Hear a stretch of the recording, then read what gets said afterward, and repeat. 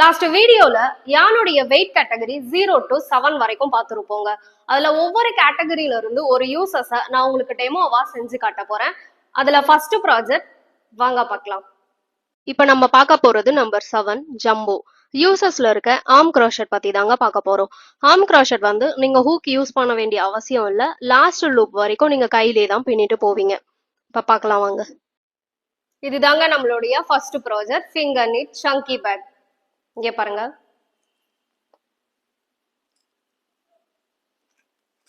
இந்த பேக்குடைய base and height நீங்க எவ்வளவு வேணும்னாலும் உங்களுக்கு ஏத்த மாதிரி வச்சுக்கலாம். நான் இதுல 10 செயின் கவுண்ட் வந்து பேஸா வச்சிருக்கேன். அதனால எனக்கு இந்த வித் வந்திருக்கு. பிளஸ் ஹைட் எனக்கு வேணும்ன்ற மாதிரி நான் வச்சிருக்கேன்.